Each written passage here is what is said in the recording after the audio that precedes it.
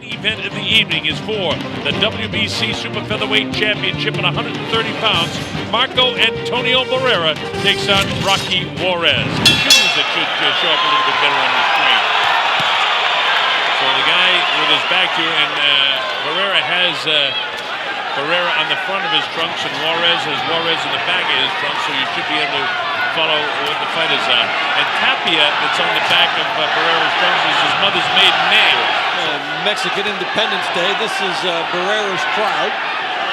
Juarez's people have been vocal. Now, for whatever early confirmation signs, Barrera looks tighter in his face and his body makeup. And that's a trap that Juarez can't let himself get in, and he just got nailed with a left hook as he came in and did not commit to punching. Well, there's the jab out there. Barrera answers with a couple of jabs in his own, tries to position it, throws the right hand, takes Juarez up behind the ear. And therefore, if this last half minute continues the way it's going, it's Barrera's first round. And fairly, as far as I'm concerned, definitive first round for him. Easy in this respect because he's been able to stay outside, jab, move, and keep Juarez off him. And for Marco Antonio Barrera, you can't draw up a better first round than what he just had. Juarez tries to reach for him, he has frustration and misses. I mean, I don't see any way. Getting off the mark a lot faster, even in this fight than last one. His positioning is perfect. I mean, just outside the reach of Rocky. Rocky tries to come in and now mixes it up on the inside a bit. Get him out, get him out. Tough stuff on the inside. Get him out, let's go. Get him out. Come on, breathe. Bring up. I mean, he picks him off, and again, its positioning is perfect there.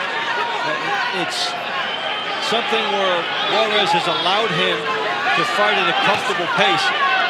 And he will have to gamble in subsequent rounds, and I think he will. You're talking about Juarez? Yes. Oh, yeah. I think he'll gamble fairly soon, maybe at the beginning of the next round. Well, he's almost giving away the first two rounds to the other way, I think. And this is something that we said he absolutely couldn't do, because this figures to be very close, and a lot of very close rounds in this fight. I mean, this is a fairly close round. Waiting shots. Let's go. You almost have to guess which way he's going to go. Commit yourself that way and go after him. But then he plants and throws himself.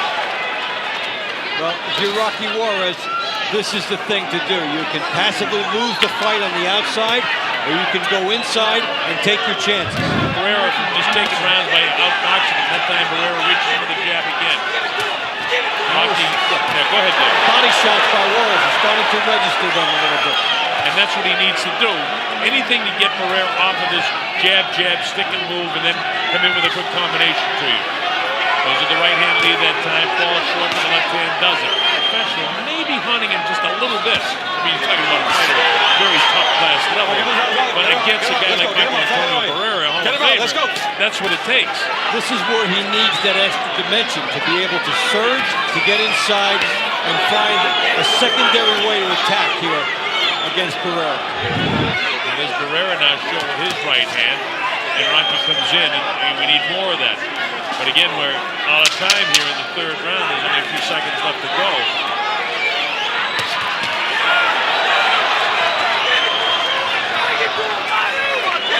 And the bell ends round three. Now this is a round, for Juarez, you can try, throw two jabs, make him react, and then get inside.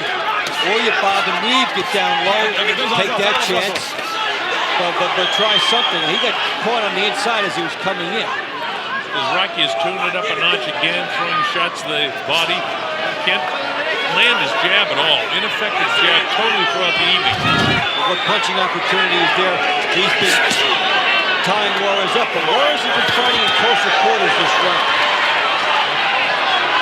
25 seconds to go in this round, and I think it's Juarez's best round, not a significant round, but he certainly pressured Marco Antonio more, and Marco has just sort of taken this round off, like he's in cruise control in this round. 20 seconds to go in the fourth. Juarez is pressuring differently than he did a couple rounds ago. And now Barrera has to react to Juarez and is not just able to fight on the front end like he was in the first 3 rounds of this fight, and he looked very sharp. Juarez has to take that comfort away with the pressure, and he's trying to do that. Rocky gets set up again, trying to draw Barrera to him to counter, but Barrera lets slide with the right hand. Good body shot underneath the heart that time. That could be a punishing blow, you know, when you hit a guy right on top of the heart. Best punch of the fight. Let's go, work out. We've been waiting to see who would land the first good shot. Now Juarez with an uppercut. Barrera saying, bring it on. Juarez needs to. Well, he does. Tough stuff on the inside again. This has turned out to be a bit of a chess match here, Dave. I expected this to be a little bit wild, and I expect it will be before it's over. And you saw the left hook to the head and body by Barrera get in because Juarez came to him, was in punching position, and he stopped. And that gave Barrera the opportunity to rifle in 2 hooks. Rocky on the assault on the inside, gets him up against the ropes. Now Barrera battles back. Now we have flashes of what we saw in the first fight here. They're going to want to sustain action because both of them... They're trying to be a little too careful and make perfect punches. They should just let their hands go. And Barrera has done that a little bit more than Juarez. Well, there's a series of punches by Barrera that are good. Sneaky right hand lead. Rocky comes back with a shot that falls short. And now you get the idea that the adrenaline flow is going with 1 minute 26 seconds to go, and this is the 6th round. When I say he doesn't like it, he doesn't like a guy hitting somebody behind the ear. Rabbit punch. When Juarez has Barrera in tight like this, he needs to fire body punches. Even if they're not the greatest shots in the world, anything to slow Barrera down for later. Well, just as you said that, Dave, he let the guy with the right hand that looked like, he caught Barrera bouncing out and it had him off balance. Very, very good boxing. And if Michael Antonio Barrera has lost a little bit of age and difficult fights over the terrific fighter, isn't he? I still think Juarez is in a little better position than he was the first fight, maybe being down only 2 points. So there's time if he starts now. Well, he's got to get going because he's got to get something sustained. And so far, not that Barrera's been able to sustain an awful lot, but this manner of fighting where he's up on his toes, using the jab move, and then come with the right hand, and every once in a while that half hook uppercut like that has been successful for him. But Barrera's not giving him that, and these angles are posing a problem for Juarez. So he has to throw some of that chalkbook stuff out the window and just fight. And here's an instance where Barrera was, just as you were talking about it, was standing flat-footed in front of him. Rocky caught up with him with the shot, and then the macho stuff comes up. Barrera says, come on, let's go. Both fights. Not a lot of difference in any round between these guys throughout the course of the fight.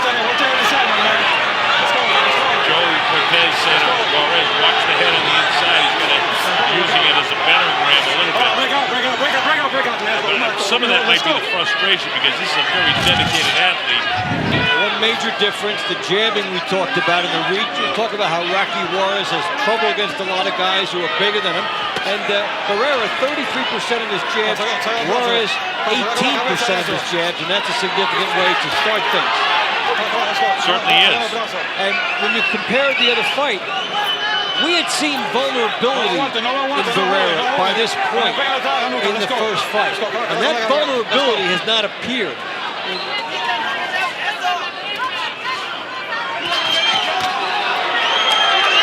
There's a good left hook by Barrera, and he puts 2 shots together.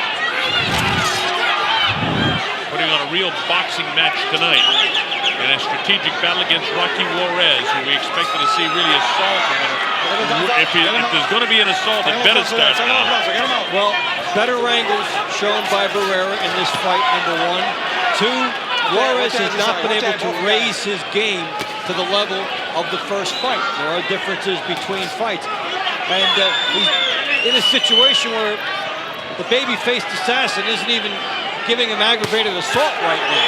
He's just moving side to side with angles, and Juarez has very few opportunities, and he's not making any. Yeah, I mean, look at the way he's moving side to side. You just can't line up. The only time you can throw a couple of punches when he's got him on the inside like this. And Barrera knows how to fight on the inside as well. And also knows how to parry punches, tie you up.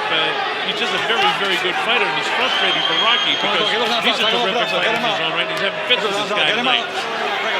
Has turned up a gear, and it's showing now. Yet I see a sense of urgency of Rocky, but he's just having difficulty landing clean punches. He wants to be in the fight. He wants to push the fight. He's trying to push the fight, Dave. I mean, here's an example of it here. This is a pretty good story. But right on the heels of it, out comes Barrera again. And Juarez is starting to have trouble, puffiness around his right eye. We'll keep an eye on that. That's the Barrera jab. For the first 30 seconds of this round, he's doing pretty good. Barrera back to the jab. We talked earlier about rematches being about adjustments. Barrera moving more, and Juarez, who took his biggest step up in class to fight Barrera back in May, has not been able to fight at the same level comfortably than what he eventually won the last fight. When it was announced a draw, we were actually in shock. We'll see. The official judges again are Chuck Giampa and Dave Moretti of the Nevada Commission and Hubert Min from Hawaii. All experienced judges. Just totally outboxed in that fight. One of the really great aspects of Barrera is that known as a knockout artist for so long, and yet in recent years. All right, here we go. This is the 11th round of the MGM Grand Garden Arena in Las Vegas. On the Mexican Independence Day weekend, and the Mexicans have turned out a mess. They lived in Las Vegas, especially on a fight weekend, which this has turned out to be. Good crowd here at the MGM Grand turning out. Yeah, Barrera has even stepped it up more since round 7. He's winning rounds clearly, convincingly. We're seeing the frustration setting over Juarez, who's been out-jabbed by a 2-to-1 ratio the entire fight. Also, you get a guy who's a slugger in the past. Here he comes in here and takes exactly what's offered and doesn't allow Juarez to fight the way he wants. He stays outside, he jabs, he wins the fight that way. He has not opened up for an alternate style for Juarez as he did the first time.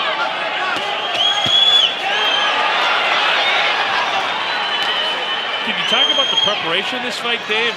Rayon Tavares has been with Rocky Juarez since the beginning. You know he's well trained for this fight. He fought the guy once. He certainly should know how to fight him. But, I mean, everything he said he was going to do, he didn't do. He didn't come out fast in the beginning, which is one of the keys.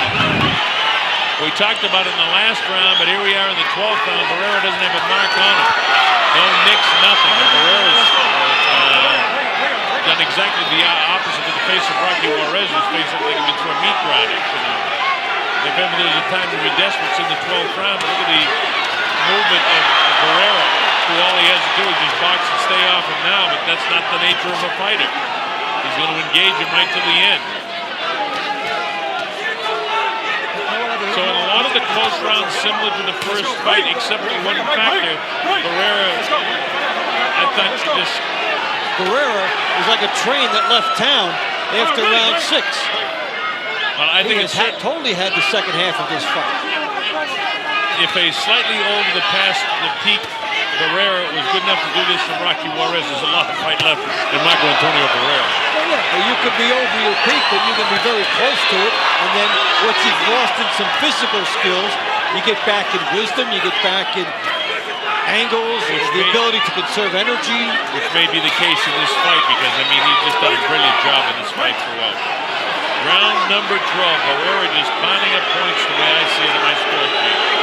And Rocky would like to turn on the lights and pinch this guy with something, but he can't. Barrera's too slick for him. At least on this night. Juarez took his stab in rounds 3 through 6. And when he didn't get Barrera and changed the style of this fight by round 6, second half of this fight, after he hit the wall, Barrera just showed his masterful boxing skills and made this fight simple, which is what trainers always tell fighters. 20 seconds to go in this fight in a brilliant chess match, a terrific boxing. I mean, look at the pace that this fight has been going throughout. It's been a boxing match with no knockdowns in the fight. None of those real wild sensations in the fight. But go ahead, Dave. And here in Las Vegas, where betting is legal, this is very close to an even fight. So a lot more of Juarez was expected, but it's Barrera who delivers, and he's still throwing stuff in at him after the fight. Now he's, the end of the fight there, he was making gestures at Juarez. Sure, after Barrera stopped him. From the MGM Grand of Las Vegas, we go to the judges' scorecards. Hubert Minden scores it 117 to 111. Chuck Jampa and Dave Moretti have it 115 to 113. All three to the winner by unanimous decision, and still WBC Super Featherweight Champion of the World, the babyface assassin, Marco Antonio Barrera.